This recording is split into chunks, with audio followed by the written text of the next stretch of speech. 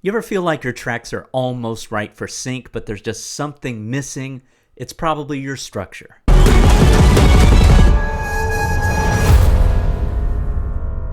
In this video, we're going to go over my 7 rules for sync structure to make sure that your tracks are as syncable as possible. My name is Jason Dowdy, and I've been a producer for over 20 years. So far, I've had about 89 placements on shows like Dateline NBC, Top Chef VIP, and I am on a journey to leave my 9-to-5 and do music full time, and I want to help you do that too if you're a producer and you want to start making money. Welcome to Music is the Day Job.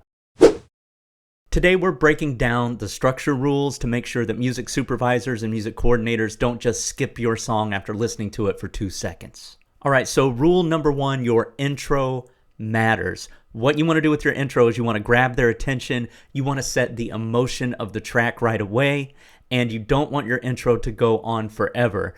Some of the most common feedback that I've heard is music supervisors will send music back and be like, hey, can you cut down that intro because we need to get to the meat of the track a lot sooner. Sync is a little bit different than producing for artists. You may have a 30-second ambient intro as some sort of artistic choice, but when you are a music supervisor, you have to place those pieces of music into certain types of scenes, and they need to be structured a certain way. So no 30-second intros, make it short and sweet and set the mood.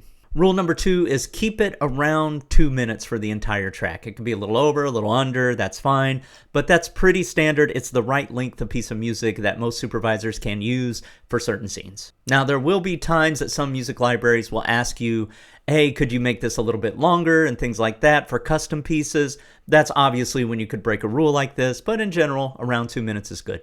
Now, it really doesn't matter what order you put your sections in. You may do verse, chorus, change, chorus, whatever it is. You may put the chorus first. But what's more important is that you're putting a lot of variety in your track. So rule number 3 is if you are repeating a section like a chorus or a verse, make sure there's something very distinctively different about that repeated section so it keeps the listener entertained and it gives the music supervisor another option to put into a scene. Now, this could be a counter melody, a riser, a new instrument, dropping instruments, just something to make it different. Rule number 4, change something every 8 bars to keep your track interesting.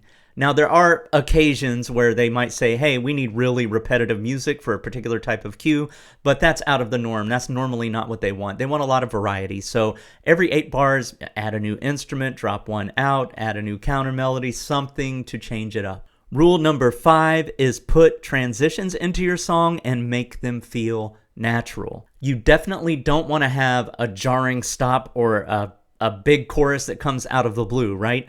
Unless that's part of telling the story, unless it's serving the story. But in most cases, you want to have transitions that feel natural. Builds, risers, drum fills, reverse reverb, anything that you use, make it a nice natural transition and build into a climax. Rule number 6 is you want to have the biggest moment in your song be towards the end and build towards a sting ending. The reason is the end of a track is often used for the 8-second, 15-second, 30-second, 60-second pieces, which a lot of music supervisors use to transition from one scene to another or go to commercial. So you want to have that be the biggest part of your song, and you definitely want to have a definite ending.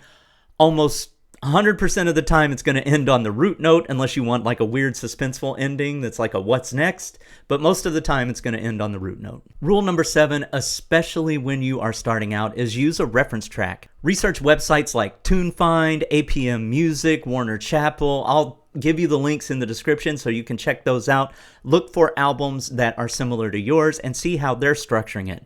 Pay attention to the tempo, pay attention to the key.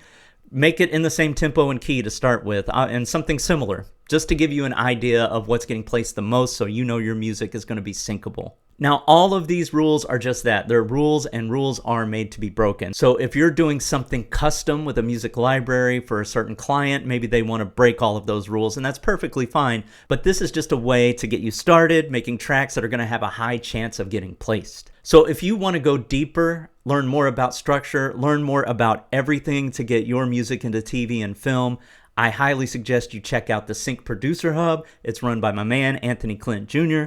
I'm in there all the time. We are a bunch of sync producers, and we are killing it in sync. We are growing our catalogs, we are getting placements, and we can help show you how.